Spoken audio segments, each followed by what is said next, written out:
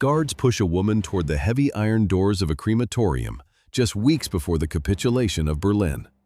The scent of charred bone and thick brick dust hangs in the freezing air.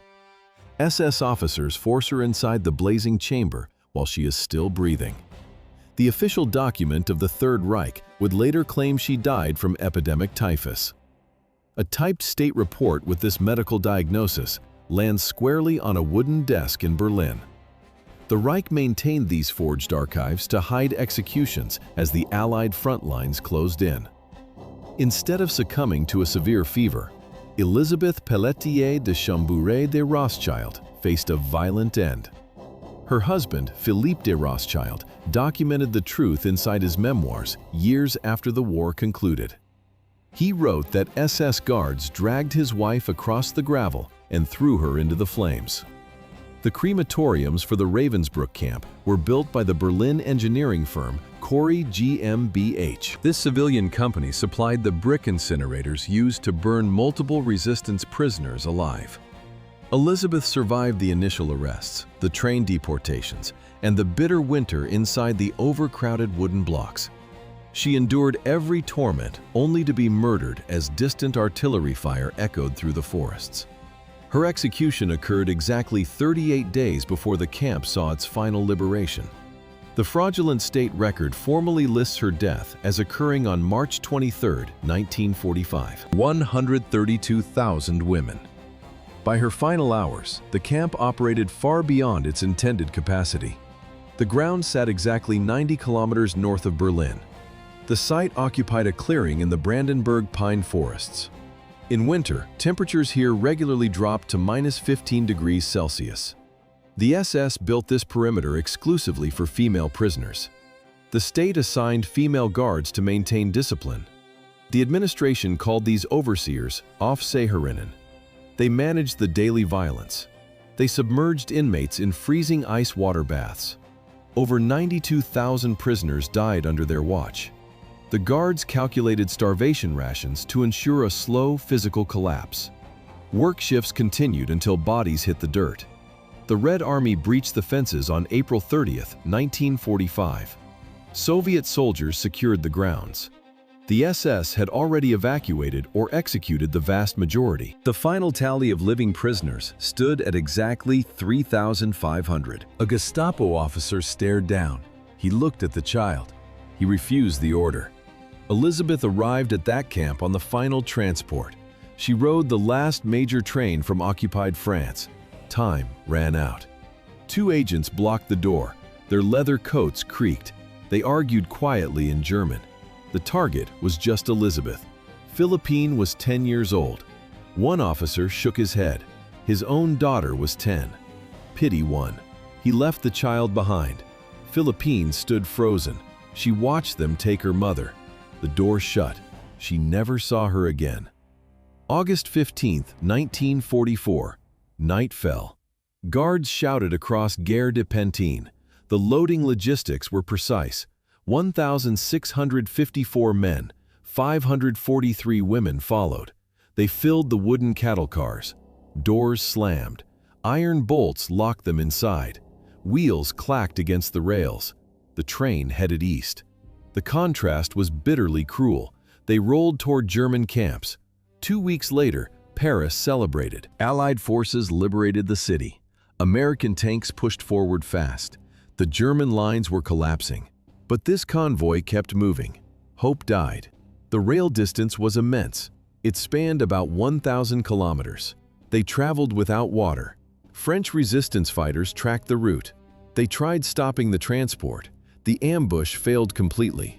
The prisoners were split. The men went to Buchenwald. The women traveled further north. They crossed into the German Reich. Elisabeth sat in the dark. The locomotive hissed thick smoke. The heavy iron brakes screamed against the steel tracks as the women stumbled out into the freezing spotlight of Ravensbrück. Why did the German secret police need an aristocrat just a couple of months before the regime collapsed? They were losing the war. Time was running out. The final train reached Ravensbrück in late summer, but officers actually issued her arrest warrant back in the spring. The Gestapo agents came for Elisabeth in May or June of 1944. This was no random street sweep. It was a calculated strike. Investigators point to three distinct motives. First, the underground charity operation. Elisabeth secretly smuggled aid to Jewish captives inside the Drancy transit camp. This concrete facility processed about 65,000 men, women, and children. Guards held them behind barbed wire before loading them into wooden cattle cars bound for Auschwitz. She risked her life to feed the condemned, and the secret police found out. Second, the shadow intelligence war. Her estranged husband Philippe fought alongside the Free French forces. He gathered tactical data for the advancing Allies. German commanders needed leverage. They assumed a captured wife would force the rebel spy out of hiding. They misjudged his commitment, but they captured her anyway. Third, the ultimate social insult. Elisabeth attended a seasonal collection presentation by the Italian designer Elsa Schiaparelli. The elegant room smelled of expensive perfume and heavy wartime denial. Ushers escorted the aristocrat to her designated seat in the front row. Susanna Betz, the prominent wife of the German ambassador to Vichy, France, sat directly beside her. Elisabeth looked at her. She stood up immediately. She deliberately crossed the narrow aisle and took a different chair. It was a silent act of defiance, a public rejection of the occupation. That single social snub sealed her fate. The secret police did not forgive humiliation. Weeks passed in deceptive quiet. A clerk stamped the paper file. A commander signed the order. The Gestapo knocked on the door. The third arrest ultimately proved fatal. But this aristocratic woman had unknowingly walked into a snare 4 years earlier. Her husband fled across the English Channel to fight, while she remained inside the occupied country. She firmly believed her elite heritage guaranteed her absolute safety from the approaching political storm. Before the war ended, her name would appear on the deportation manifests. The tragic illusion of invulnerability shattered when Paris fell to the advancing German military on June 14, 1940. A heavily guarded demarcation line divided France into the occupied northern zone and the so-called free zone in the south. The terrified French National Assembly handed total authority to Marshal Philippe Pétain, erasing decades of democratic tradition overnight. Stone carvings of liberty and equality were physically chiseled off the facades of public buildings. They were violently replaced by the grim new national motto of work, family, fatherland. Philippe de Rothschild recognized the immediate danger and secured his dangerous exit to Britain. Elisabeth ignored the mounting warning signs and stayed behind in her homeland. She anchored her entire survival strategy on a dangerously naive assumption about her prestigious ancestry. She assumed her aristocratic maiden name and traditional Catholic baptism would serve as an impenetrable shield. This centuries-old pedigree completely blinded her to the dark reality of the newly formed authoritarian government. Border guards detained her a second time for attempting to cross the strictly monitored internal boundaries. She immediately pulled the strings of her high society network to secure a crucial favor. A senior Vichy official named Fernand de Brinon personally intervened on her behalf. His considerable political weight secured her a remarkably swift release from state custody. High-level political influence managed to open the prison doors that afternoon, but those elite connections only protected her temporarily. 46 days. That was all it took. The French Republic collapsed entirely. A collaborationist regime replaced it. June 22, 1940. The Compiègne forest stood quiet. French leaders signed the capitulation. The armistice dictated harsh terms. The French army shrank drastically. 100,000 men remained. Internal control shifted completely. Local police took the streets. The Vichy government settled in. They governed the southern zone. Elisabeth believed she was safe. Her elite illusion shattered quickly. Vichy officials targeted family wealth. The Holocaust began with paperwork. French lawyers drafted new decrees. They worked in quiet offices. Steel pens scratched across parchment. Bureaucrats legalized blatant state theft. They defined property ownership rights. They decided who lost everything. They called the process Aryanization. July 1941 arrived. The decrees became official law. State robbery commenced almost immediately. Vichy targeted every Jewish asset. Dry lists filled countless folders. Inspectors audited private family wealth, bank accounts, stock portfolios, city apartments, rural estates, corporate shares, fine art.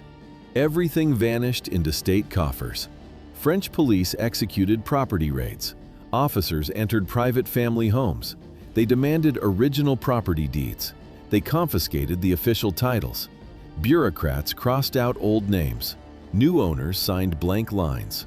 80,000 businesses faced seizure. Approved buyers took the keys. The theft reached Bordeaux vineyards. The state wanted agricultural wealth. The target was genuinely legendary. Chateau Mouton Rothschild. It stood in Pauillac commune. The estate spanned 200 acres. The world revered its wine. The property held immense value. The Rothschild name vanished completely. Officials signed the final documents. Vichy bureaucrats formally handed the prized vineyards over to the direct control of the French state. 3 years. The Aryanization decrees methodically stripped away her material wealth, finalizing her rapid fall from high society into an isolation ward. She previously wore heavy silk evening gowns in candlelit Parisian salons. Now she stood barefoot in the freezing mud, wearing prisoner rags. The Bordeaux wine region, home to her expansive family estates, had stood for centuries as the defining symbol of the French elite. She routinely tasted vintage wine poured directly from her own private vineyards. Marriage tied her to the Rothschild dynasty, embedding her within one of the wealthiest lineages in human history. Yet those recently signed legal documents rendered her massive financial resources entirely useless. They took the daughter. How did the French authorities justify the arrest of a woman with zero Jewish roots?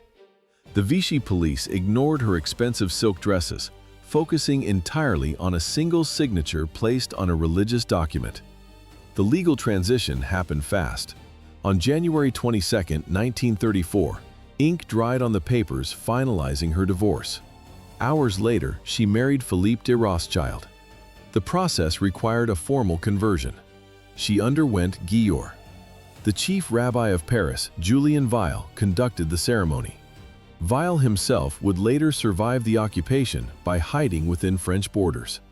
At the wedding reception, politicians and artists mingled. They drank vintage Mouton Rothschild. The deep, heavy taste of the vineyard's wine masked the growing tension between the newlyweds. The mechanics of their high society life soon failed. In 1938, she gave birth to a son, Charles Honoré. The infant was born severely disabled. He died within days. The loss fractured the marriage beyond repair. The couple separated. By the end of 1939, Elisabeth officially reverted to her maiden name, Pelletier de Chambou. The future inmate of a Nazi concentration camp was not born into Judaism. She emerged from a lineage of French Catholic aristocrats whose titles were forged on the battlefields of the Napoleonic Wars. Elisabeth Pelletier de Chambou entered this world on the 9th of March, 1902. She grew up sheltered by generations of privilege. Her eventual transition into the Jewish faith became the deliberate choice of a woman deeply rooted in Catholic tradition. In 1923, she formalized a quiet union with the Belgian nobleman Marc de Becker-Remy, securing a predictable existence. This conventional arrangement dissolved a decade later. It gave way to a sudden, catastrophic romance with her own husband's cousin. Philippe de Rothschild commanded attention as a reckless racing driver, a theatrical producer, and a restless heir to a formidable empire. Elisabeth abandoned her domestic stability to follow a man who operated continuously on the volatile edge of Parisian society. Their illicit relationship soon resulted in a pregnancy, bringing their daughter Philippine into an already fractured social dynamic. The racial decrees of the occupation forces would ultimately punish her not for inherited blood, but for her deliberate integration into a targeted dynasty. The dissolution of her first union marked the crossing of a perilous historical threshold. The official papers confirming her divorce were formally signed and finalized in 1934. Philippe de Rothschild walked back into the looted halls of his estate after the war. The rooms stood empty. Aristocratic lineage did not save his wife from the crematorium, but her name returned to the vineyards of Bordeaux. He reclaimed the bare stone walls of Chateau Mouton Rothschild. The estate resumed operations under his direct control. Production started from scratch. Wine experts now recognize the Mouton Rothschild 1945 vintage. It remains one of the most expensive and outstanding wines of the 20th century. The vintage featured a distinct letter V on the label. Philippe dedicated this specific label artwork to Elisabeth's memory. Every glass bottle leaving the dark cellar carried her hidden legacy into the world. Their children survived the occupation. Their son Edward passed away in 1984. Their daughter Philippine lived for decades after the war. She maintained the family vineyards for the next generation. She died in 2014 at 80 years old. Elisabeth did not return from the camps. She remains the only member of the vast Rothschild dynasty murdered in the Holocaust. A Catholic by birth, a woman from a prominent family tracing its military roots to the Napoleonic Wars, she entered the Jewish faith by her own choice. The secret police dismissed her ancestral origins. The Gestapo looked only at her newly acquired legal status. They needed a specific category on a stamped document. Wealth and titles offered zero protection against state decrees that marked a person for death.